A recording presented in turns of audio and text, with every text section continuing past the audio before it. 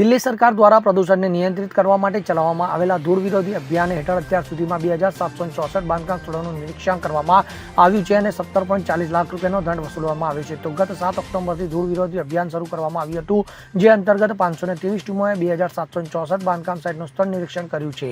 તો green war room દ્વારા ધૂળ વિરોધી અભિયાન ઉપર નજર રાખવામાં આવી રહી છે. આ મામલે દિલ્હીના પર્યાવરણ મંત્રી ગોપાલ રાયે જણાવ્યું હતું કે અધિકારીઓને બાંધકામ સ્થળોનું નિયમિત નિરીક્ષણ કરવા સૂચના આપવામાં આવી હતી. તો કન્સ્ટ્રક્શન સાઇટ પર એન્ટી ડસ્ટ સંબંધિત 14 નિયમોનો અમલ કરવો જરૂરી છે. નિયમોનું ઉલ્લંઘન થશે તો કાર્યવાહી કરવામાં આવશે હોવાનું પણ જણાવાયું હતું. તો આ અભિયાન આગામી 7મી નવેમ્બર સુધી ચાલનાર છે. તો આ સાથે ગોપાલ રાયે દિલ્હીના લોકોને અપીલ કરી છે કે જો તેઓને ક્યાંય પણ બાંધકામમાં કોઈ ગેરરીતિ જોવા મળે તો તેઓ ગ્રીન દિલ્હી એપ પર તેની ફરિયાદ કરી શકે છે.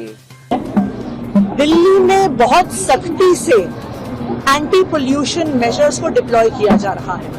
चाहे डस्ट कंट्रोल की ड्राइव्स हैं, हमने 99 टीम्स बनाई हैं जो पूरी दिल्ली में अलग अलग जगह पे कंस्ट्रक्शन साइट्स पे जो सारे डस्ट कंट्रोल मेजर्स हैं उनको चेक कर रही हैं. दिल्ली में 350 से ज्यादा एंटी स्मोक गन्स को डिप्लॉय करने का प्रोसेस शुरू हो गया है. दिल्ली में आज के दिन में चाहे PWD हो चाहे MCD हो, अपने सारे रिसोर्सेज लगाकर दिल्ली में प्रदूषण रोकने का काम चल रहा है. लेकिन आनंद विहार एक ऐसा इलाका है जहां पर, क्योंकि ये दिल्ली और यूपी के बॉर्डर पर है, यहाँ पर दिल्ली के बाहर से भी बहुत सारी बसेस आती हैं. पास में कौशाम्बी का बस अड्डा भी है. आनंद विहार एक ऐसा हॉटस्पॉट है जहां पर दिल्ली में हाईएस्ट AQI लेवल होता है. इसीलिए आज यहाँ पे दिल्ली के पर्यावरण मंत्री गोपाल राय जी और मैं यहाँ पे व्यक्तिगत तौर पे खुद आए हैं आनंद विहार में जो सारे पोल्यूशन कंट्रोल मेजर्स हैं उनका जायजा लेने के.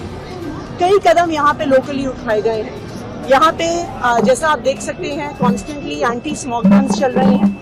जो यहाँ के सारे सर्विसेज हैं उनको गीला रखा जा रहा है, सड़कों को गीला रखा जा रहा है कि किसी भी प्रकार की डस्ट ना हो.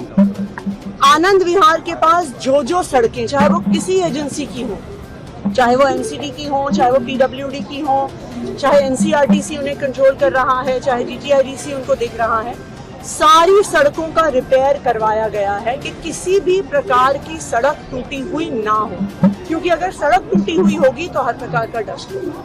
दूसरा, जो यहाँ पे कंजेस्शन पॉइंट्स हैं उन सब कंजेस्शन पॉइंट्स पे इंक्रोचमेंट रिमूवल ड्राइव्स चलाई गई हैं, क्योंकि जब तक इंक्रोचमेंट रहेगा ट्रैफिक धीरे चलेगा और पोल्यूशन का लेवल बढ़ेगा.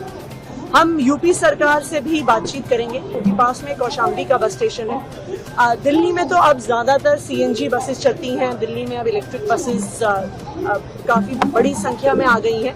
लेकिन पास में ही सड़क पार करते ही कौशाम्बी का बस स्टेशन है जहाँ पे ज़्यादातर डीजल की बसेस चल रही हैं. तो अभी हम उत्तर प्रदेश की सरकार को भी रीच आउट करेंगे कि वहाँ पर भी अगर पोल्यूशन कंट्रोल मेजर स्ट्रांगली लगाया जाए तो उसका दिल्ली पे भी असर पड़ेगा. मैम क्या बॉर्डर है, आप बॉर्डर है, खासतौर से आनंद विहार कंट्रीब्यूशन होगा यहाँ पे. ये वही एलिमेंट्स कौन से हैं जो इतना ज्यादा सबसे पोल्यूशन इसी जगह पर होता है? देखिए, एक सबसे बड़ा एलिमेंट यहाँ पर है कि आनंद विहार बस अड्डे में सिर्फ दिल्ली की नहीं बाकी स्टेट से भी, खासकर से यूपी से भी बसेस आती हैं. तो एक पोल्यूशन यहाँ पे बहुत ज़्यादा बसेस के आवागमन की वजह से होता है. दूसरा, यहाँ पे NCRTC की कंस्ट्रक्शन भी चल रही है. एक बड़ी कंस्ट्रक्शन साइट RRTS जो बन रहा है उसकी वजह से भी प्रदूषण होता है. तो क्योंकि यहाँ पर आनंद विहार बस अड्डा है, अब ऑब्वियसली आप बसेस की आवाजाही नहीं रोक सकते. इसलिए आनंद विहार की लोकेशन पर हम बहुत strict anti pollution measures deploy कर रहे हैं. चाहे स्मोक गन्स हो, चाहे कंस्ट्रक्शन साइट्स पे सारे डस्ट कंट्रोल मेजर्स को यूज़ करना. कहीं पर भी सड़क अगर टूट रही है तो सड़क को रिपेयर किया जा रहा है. कहीं पर भी इंक्रोचमेंट नहीं होने दिया जाएगा कि वहाँ पे ट्रैफिक बढ़ जाए.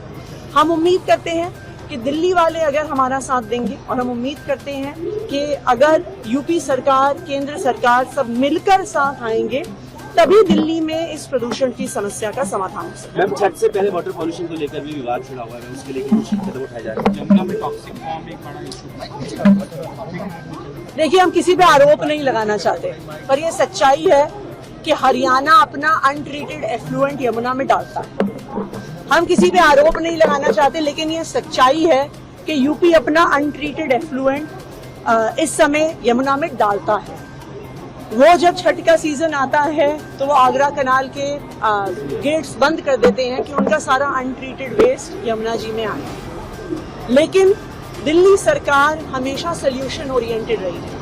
अरविंद केजरीवाल जी का हमेशा ये मोटो रहा है कि हमें समाधान ढूंढने हैं और उसी समाधान के तहत हम फूड ग्रेड सिलिकॉन बेस्ड डीफोमर्स का इस्तेमाल करते हैं।